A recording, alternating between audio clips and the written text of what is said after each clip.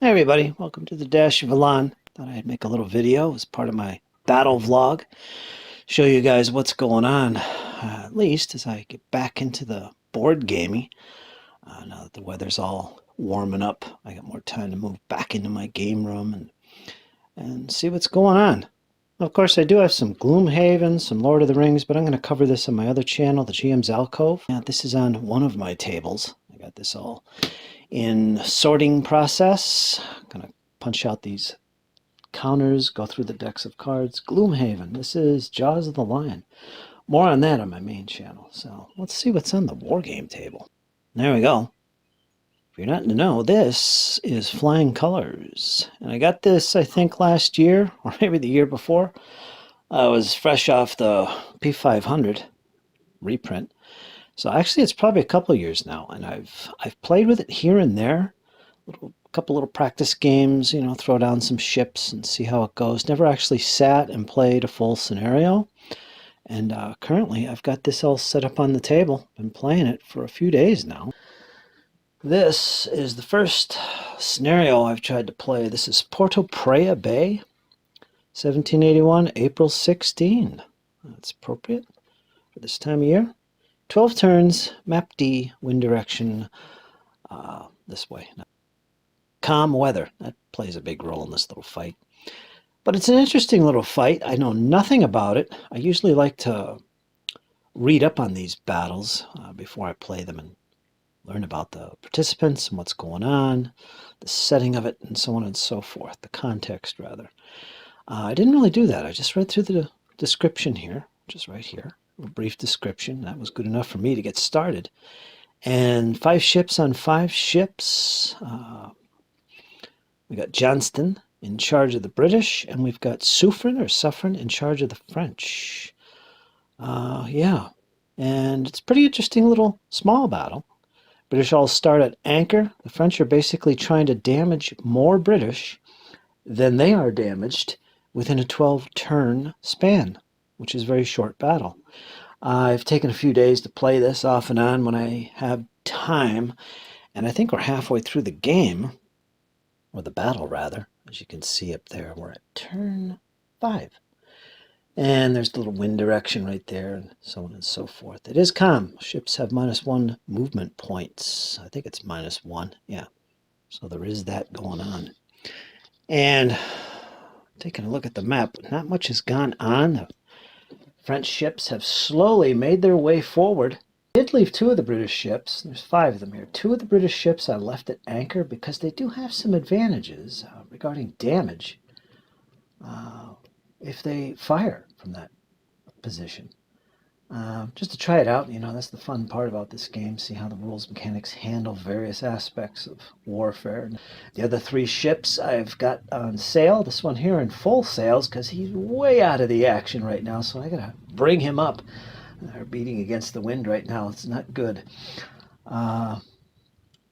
There's the little wind indicator so you can see it's coming this way. These guys are beating pretty slow, and the French, not as bad for them. They're able to move a little bit faster. There's this little corridor that the French are going to move through.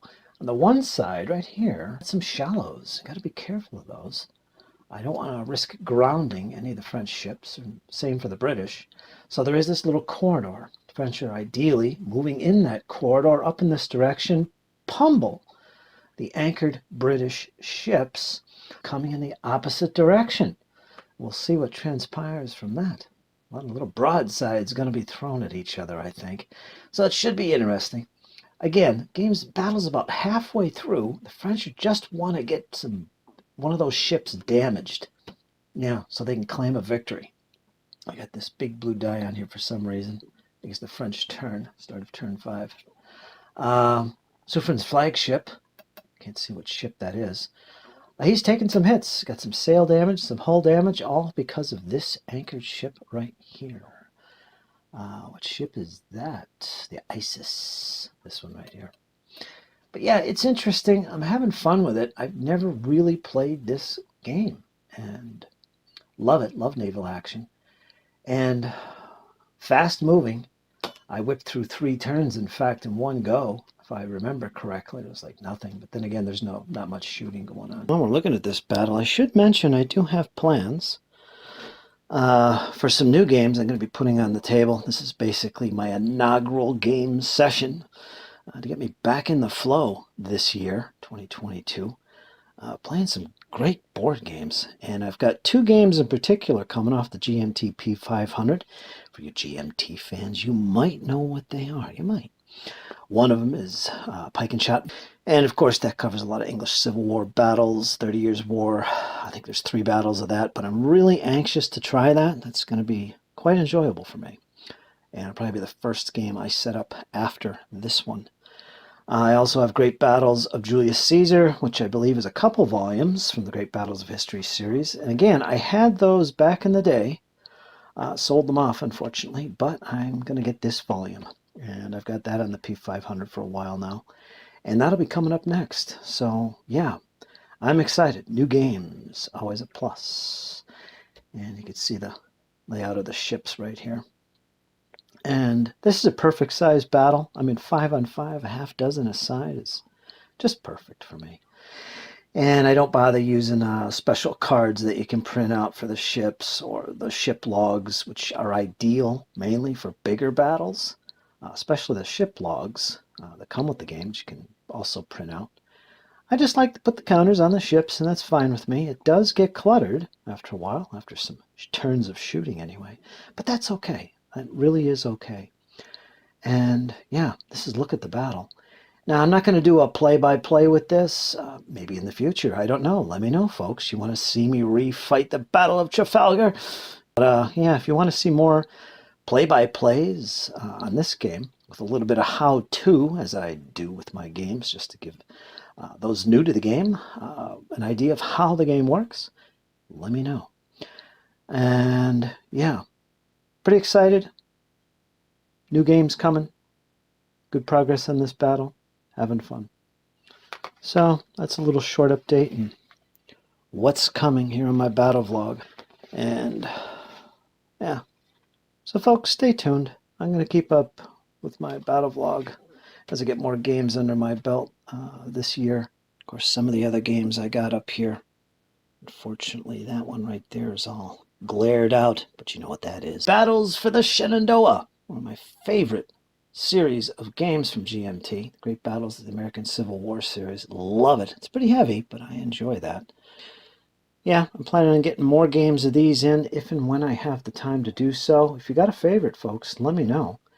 And again, I'll be adding to this collection of those 2 volumes I just mentioned earlier. That's one of my favorites as well. Love that. And I'm looking forward to it. Folks, gotta love board gaming. History nerd all the way. I hope you enjoyed. Got any comments? Leave them for me. Questions, preferences to games you'd like to see me play this year? Please let me know, because that really helps me decide what I should make some videos on. Yeah. So folks, I'll talk to you guys later. Thanks for watching. Dash of Alon. And we'll talk to you again soon. Take care.